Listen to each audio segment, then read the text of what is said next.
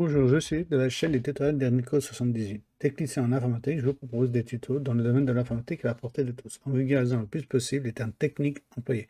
Aujourd'hui, nous allons aborder sur le sujet des serveurs, donc la suite des serveurs informatiques. Nous allons voir étape par étape les types de serveurs. Bien sûr, là, ce sera la dernière étape, les serveurs de messagerie. Donc restez jusqu'à la fin de cette vidéo, je vous proposerai d'autres vidéos sur les mêmes thèmes qui pourraient vous intéresser. Et avant tout commencement, si vous aimez mes vidéos, je vous propose de vous abonner et de cliquer sur la cloche pour être informé de nouvelles vidéos. Car je vois qu'il y a encore beaucoup de personnes qui ne font que de regarder mes vidéos sans s'abonner.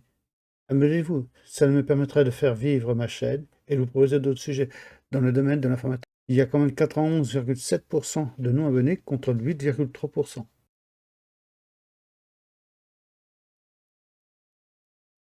Nous allons partir donc, comme on était parti sur un projet de création de 5 serveurs, qui était répartis dans un premier temps sur 8 vidéos théoriques et 7 vidéos pratiques.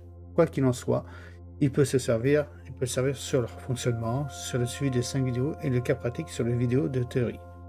Je vous conseille quand même de regarder ces vidéos pour mieux appréhender et comprendre les types de serveurs que vous avez créés en visionnant plutôt la vidéo pratique et comprendre son fonctionnement. Entre autres, regardez la théorie et regardez la pratique après. Fait dans un premier temps sur papier les informations, etc. Nous avons fait le serveur DNS, le contrôleur de domaine, nous avons fait le serveur DHCP, le serveur de fichiers, le serveur WDS et le serveur WSU. Nous arrivons à la dernière étape, donc sur la dernière vidéo, qui est qu'est-ce que c'est un serveur de messagerie. Je vous ai expliqué en théorie ce que c'était. Donc vous êtes, par exemple, et là, en mode pratique, vous êtes en gestion de 50 employés, par exemple, et est responsable de la mise en place d'un nouveau serveur de messagerie pour l'entreprise. Le but est de permettre aux employés de communiquer efficacement et de la manière sécurisée en utilisant des adresses mail professionnelles avec le nom de domaine de l'entreprise. Donc voici les étapes qui suivent pour installer le serveur de messagerie. Vous devrez choisir le choix de logiciel de messagerie. Par exemple, Pierre décide d'utiliser Microsoft Exchange Server comme logiciel de messagerie, car il est largement utilisé et prend en charge les fonctionnalités dont l'entreprise a besoin. Configurer une configuration du serveur, on installe les nouveaux serveurs avec Windows Server 2022 pour être le plus récent et configurer les paramètres de base tels que le nom du serveur et l'adresse IP. Nous allons installer le Microsoft Exchange Server, bien sûr sur un serveur séparé, serveur sur lequel le serveur en suivant les instructions d'installation et en choisissant les options appropriées en fonction des besoins d'entreprise. Nous allons configurer les comptes de messagerie, donc configurer les comptes de messagerie pour chaque employé en utilisant des adresses mail professionnelles avec le nom de domaine de l'entreprise. Il attribue également les noms, on va attribuer également les noms utilisateurs et les mots de passe de chaque compte. Nous allons configurer les boîtes aux lettres, donc configurer les boîtes aux lettres pour chaque compte de messagerie en attribuant des quotas de stockage et d'autorisation d'accès appropriés. Parce que si on ne fait pas ça, vous risquez d'avoir plus d'espace disque et être obligé à chaque fois de rajouter d'autres disques. Donc c'est pas gênant. Donc configurer bien sûr des règles de messagerie. Donc des règles de messagerie pour aider à trier et à filtrer les messages entrants et sortants, telles que les règles de triage pour les messages envoyés à des adresses mail spécifiques.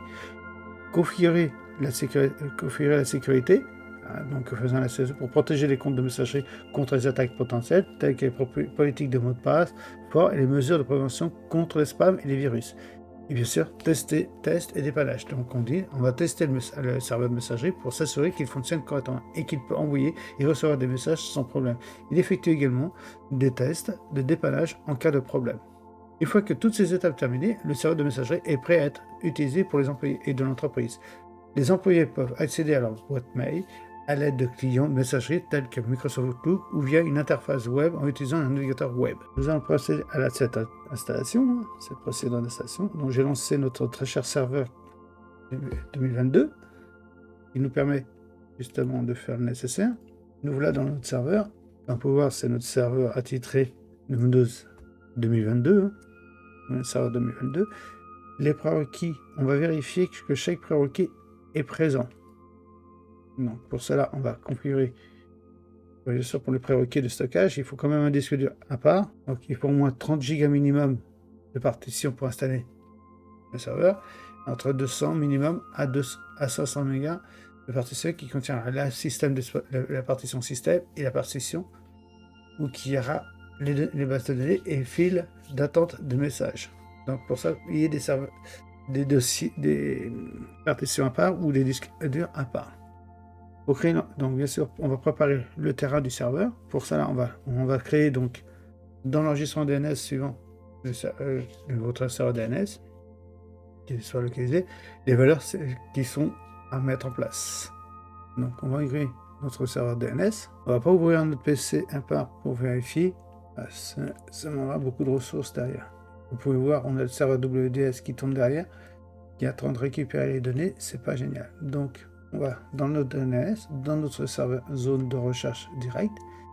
On fait un clic droit et on crée notre domaine.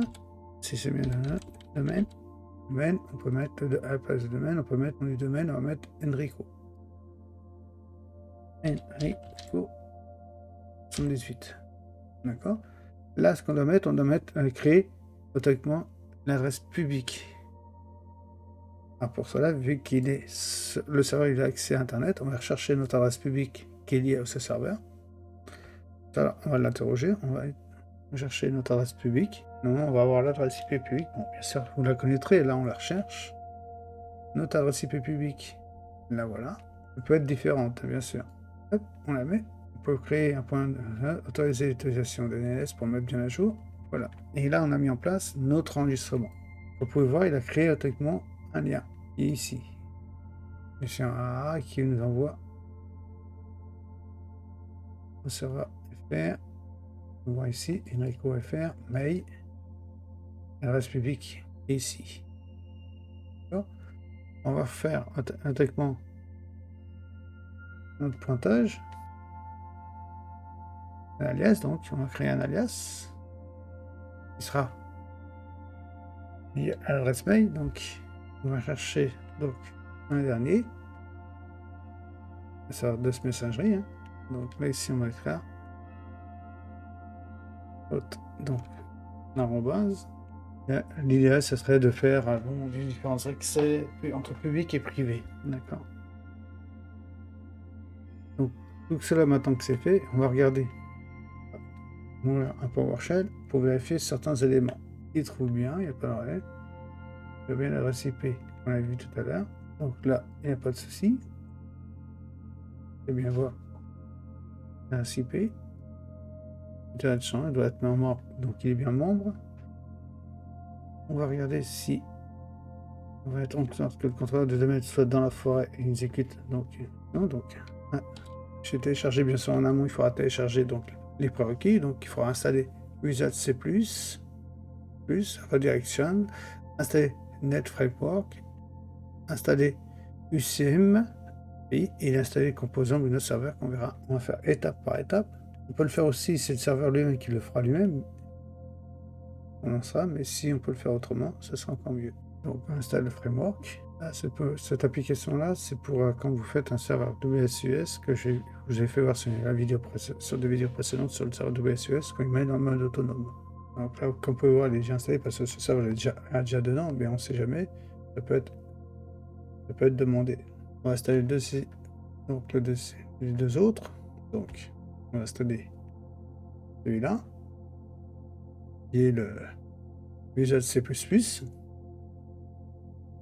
La version 2012, et après on installera la version 2013. Ne faites pas, normalement, quand vous lancerez le serveur Exchange, il vous demandera de faire la même chose.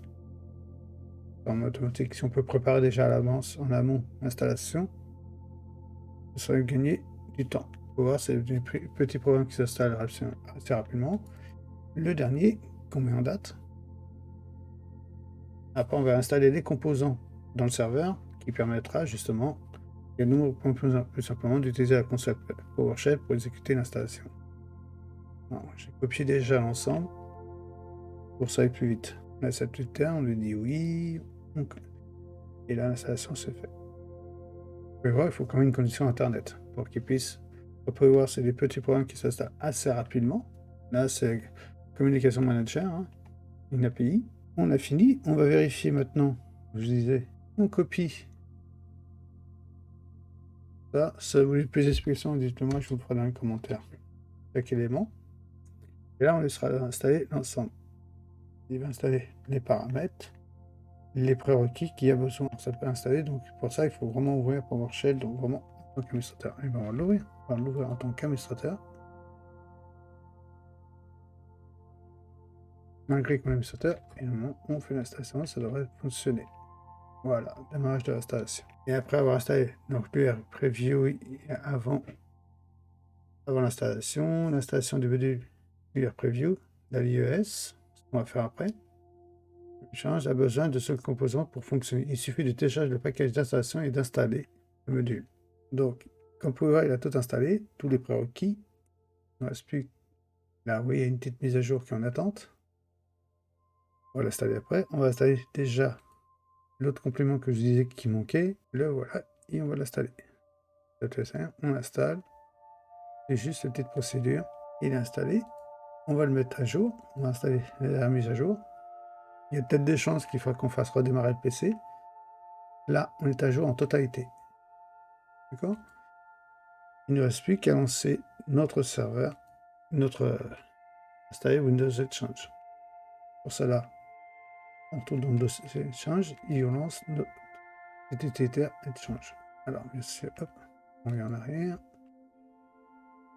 On va le monter. On puisse. Et voilà. Et on va lancer le setup. Suite à ça, on va suivre les étapes d'installation. Le connecteur Internet via une mise à jour. Moi, je vous conseille de le laisser. Sinon, si vous avez un doute, il y aura une mise à jour entre temps. Vérifier et installer. Pour vérifier s'il n'y a pas de mise à jour en attente. Il n'y en a pas. Sinon, ça arrête de bloquer. On fait suivant. Et là, il va commencer à copier les documents, les fichiers d'installation et accepter. Et après, il ne vous reste plus qu'à accepter l'installation. Vous verrez sur la licence, vous avez deux licences, soit licence réglementation recommandée ou la deuxième. Vous verrez, il y a deux licences, deux types de licences qu'il faut accepter. À vous de choisir laquelle vous voulez. Ouais, ça demande beaucoup de préparation, mais dès que c'est prêt et que vous l'avez bien configuré, etc. Donc soyez sûr, faites-vous un papier ou autre où que vous mettrez toutes les informations. Par exemple, les noms des utilisateurs que vous devrez rajouter en boîte mail, les mails que vous devez créer. Faites-le en amont, préparez les fiches qu'il faut. Comme ça, au moment que vous ferez le déploiement d'Exchange, vous aurez tout dans les mains, il ne vous sera plus qu'à faire suivre les étapes que vous avez marquées, que vous avez inscrites pour pouvoir faire la configuration de Microsoft Exchange et pouvoir l'utiliser. Et après le mettre en production pour que ça fonctionne perfection. Après, il ne restera plus qu'à faire des maintenances de temps en temps, mise à jour, d'échanges, etc. Bien sûr, il y a une nouvelle version qui ne devrait pas tarder à apparaître. Là, vous avez vu, c'est Microsoft Exchange 2019. Je sais que j'ai entendu parler qu'il y a un nouvel échange qui va apparaître, qui sera 2024, je crois, si je me souviens, 2023-2024, qui prendra le relais. Et vous avez aussi l'histoire d'échange externe via le site web ou le système Azure, qui apprendra un peu le rôle d'Exchange. Vous explique blablabla, vous faites suivant. Et là, vous voyez, c'est accepter le contrat de licence en participant aux données, soit sans participer. Nous, on va choisir cela sans participer aux données, vu que c'est en bêta test qu'on est. Utiliser les paramètres recommandés, c'est plus facile. Vous l'avez en français comme vous pouvez l'avoir en anglais. Après, vous choisissez donc, au moment de choisir les rôles, vous choisissez quel type de rôle vous voulez, car il s'agit des premiers serveurs de votre environnement, donc Exchange. Donc, vous prenez les rôles de boîte aux lettres ou d'outil gestion. Moi, je vous conseille de prendre le premier boîte de lettres, comme ça me mettra l'outil de gestion. Et là, c'est quand c'est le transfert par Edge. Et automatiquement, ça permet de plus sécuriser. Là, à cette étape-là, j'ai changé lui-même, on va s'installer, non? Dans quel lecteur? Donc, automatiquement, il faut au moins 5 Go, comme vous pouvez voir, d'espace disque. C'est largement ce qu'il faut. Et vous voyez, pour ça, je vous disais comme quoi qu'il faut un espace. Là, ici, vous spécifiez le nom de votre organisation. Quand je dis le nom de la société. Par exemple, nous, on va prendre, donc, la société, c'est Enrico. On la prend comme exemple, 78. D'accord? Et on fait suivant. C'est à ça, là, ça, c'est si vous choisissez d'activer ou pas d'activer le programme de malveillant. Si vous avez déjà un antivirus, un pare-feu, etc., derrière, que vous avez mis en place sur un autre serveur, moi, je vous conseille de dire non. Si vous le mettez en place, vous dites oui. Ouais, si vous recherchez les problèmes. D'accord? Et là, il va configurer, il va tester et configurer l'ensemble. Il doit avoir donc uniquement que l'installation d'Edgechange va procéder à la préparation de l'annuaire d'Active Directory, ce qui implique notamment de mettre à jour les schémas d'Active Directory. Une erreur, un redémarrage est exigé. Vous voyez, ça veut dire que là, il y a une mise à jour qui a été installée. On nous demande de redémarrer le PC. Ils me prennent bien en compte. Mais après, le reste, c'est que les avertissements, etc. Donc, ce qu'on va faire, on va redémarrer le PC et on va relancer Edgechange pour qu'il s'installe. D'accord? Donc, on va l'arrêter et redémarrer le PC pour qu'il prenne en compte le changement suite à la mise à jour qu'on a mis en place. Là, j'ai fait l'exploit en quelque sorte, ça vous fait voir comme quoi que au moins que ça soit bien mis à jour et que ça soit préparé en amont. Donc voilà, je relance donc l'installation d'Edgechange. On avait été bloqué tout à l'heure. Et bien sûr, quand on va faire l'installation, on va revenir au prérequis, etc. Il faudra automatiquement, ça demandera à peu près en moyenne une trentaine de minutes pour l'installation, selon les performances de notre PC. Et pourtant, on a vu tout à l'heure qu'il disait qu'il n'y a pas de mise à jour. Il nous a demandé de redémarrer le PC, ça va plus bien. Donc, on recommence comme on était tout à l'heure auparavant. On va refaire les étapes qu'on avait vues tout à l'heure. Et après, on passera à l'installation proprement parler. Donc, ce qu'on fera après l'installation d'Edgechange, alors ce sera fini. On fera un premier test. On verra si tout est bien installé. Et je vous ferai voir toutes les nouvelles OI qui ont été mises. Et on va tester après l'administration d'Edgechange, effectivement au travers d'un portail d'administration en mode web, ainsi qu'une commande PowerShell. Le portail d'administrateur est appuyé sur le centre d'administration d'Edgechange. Il est accessible, vous allez voir, à cette adresse qu'on va te fournir tout à l'heure. Et comme c'est en mode sur serveur, ce sera localhost. Et sur ce serveur, pour vous identifier, donc ce sera le compte administrateur du domaine, celui qu'on a mis, qui va créer une boîte aux lettres pour ce compte administrateur du domaine. En fait, si vous me rappelez, on était là. Et j'ai l'installation recommandée. On prend le rôle de boîte aux lettres avec les quotas de gestion. On laisse par deux fois l'endroit. Et on donne un nom dans l'organisme. Donc on a vu Enrico 78 tout à l'heure. Suivant, on avait dit désactiver. Là, il va regarder la configuration des éléments qui est requis. Et après la installation, là, vous voyez, il fait que les avertissements, il n'y a rien d'autre. Et on a la possibilité d'installer. Il ne reste plus qu'à appuyer sur installer. Et là, il y en a pour à peu près, comme je dis, en moyenne, au moins 30 minutes d'installation. Selon bien sûr la rapidité de votre ordinateur. Plus il est rapide, moins ce sera de plus en plus rapide. Vous pouvez voir, il a quand même 14 étapes. Là, c'est fini, comme vous pouvez voir. L'installation est complète. Vous pouvez vérifier. Maintenant, si on va dans l'Active Directory, et ça, vous allez voir, il a créé des nouveaux OI dans l'Active Directory de Microsoft Edgechange Security Group. Elle contient des groupes d'administration suivantes. Vous allez voir. Les groupes d'administration sont là en plus qui a été rajouté dans l'Active Directory. Comme vous pouvez voir ce que je disais, vous voyez, donc bien stabilisé, qu'on puisse regarder. Et on voit tous les groupes que Active Directory a ajouté. Ou bien Microsoft Edgechange Security Group qui a été ajouté. Une autre vidéo à ce moment-là sur le sujet, si vous savez comprendre pourquoi ça fonctionne. En tout cas, dès qu'on arrête dessus, ça nous permet de se connecter directement sur la console Edgechange et de pouvoir configurer les mails, choisir quel mail qu'on veut créer, etc. Donc, je vous remercie quand même d'avoir regardé cette vidéo malgré qu'elle était un peu fastidieuse. Et si cela vous intéresse, que je parle sur le même sujet ou sur d'autres sujets, dites-le moi dans les commentaires. Je me ferai à ce moment un plaisir de vous faire une ou des vidéos pour parler de tous les sujets proposés. N'hésitez pas, si vous avez aimé les vidéos, de vous abonner et de cliquer sur la cloche pour être informé de toutes nouvelles vidéos publiées. Et comme convenu, je vous propose d'autres vidéos sur le même thème qui pourra vous intéresser. Merci, au revoir, à une prochaine pour la chaîne. Regardez d'autres vidéos.